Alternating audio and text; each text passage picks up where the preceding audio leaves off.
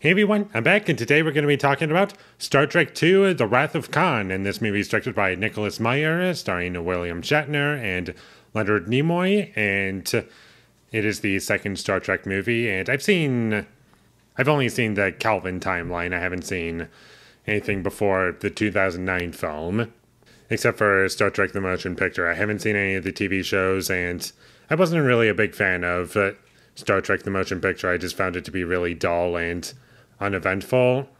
I was still quite optimistic going into Wrath of Khan because I heard that this one was really good.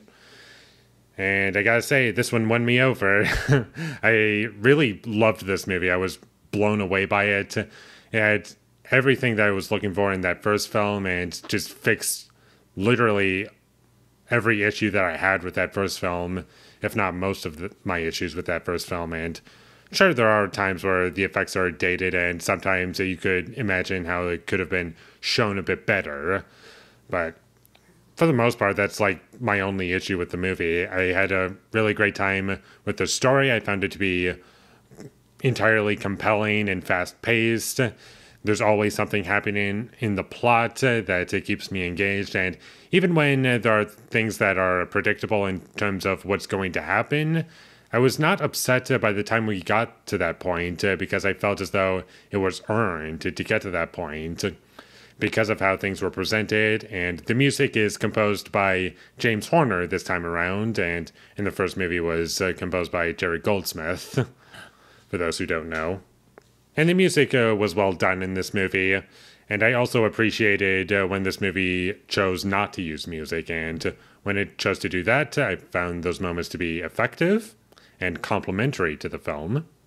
And this movie is also very well shot, for the most part. It was basically how I would have wanted the first movie to look in terms of shot composition, because the first movie just looked like a TV movie at best. And this one, it's actually using cinematography to like communicate information, and I love that about this movie. I also thought Khan was a great villain. His motivations are clear, but that's not why I think he's a great villain. It's both how the character is written and what he has to do in the movie, and also how it's performed. I think all of those factors into a great villain for me. This movie also has a great understanding of how to build up suspense, and there are a couple moments in the film that are genuinely disturbing that I found to be quite effective when we got to that point. The acting in this movie is great, and I like the characters also. And there wasn't really anything to complain about aside from the odd nitpick every time we had like some effects that didn't look the best, but luckily those moments were spread out at the very least.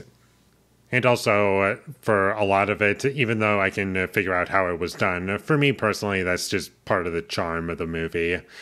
It's like, yeah, it's aged and charming, and that's what I like about it. And I also love that this movie works as a standalone film. Like, you don't even need to watch any other Star Trek movie. You can just get right into this one, and you'll be perfectly fine. It develops the characters perfectly well. There's nothing set up in the first movie that you needed to see that this movie doesn't explore. And all in all, it's just a really great movie that has great characters, a great story. Everything presented is very clear and works very well to the film, and how information is presented works. And all in all, it's just a movie that just works. Just one of those, and I would totally buy this movie in a heartbeat. Even if that means I have to buy the whole Star Trek collection, just to get this movie is worth it for me. So check this movie out whenever you get the chance, and like I've said before, you don't have to see the motion picture film from 1979 to get into this one, because it works as a standalone film. I just wanted to make sure that was clear to all of you, because I would highly recommend that you check this one out. And I am officially a Star Trek fan. There's a film that I've watched from this franchise that I genuinely love and would love to come back to it again.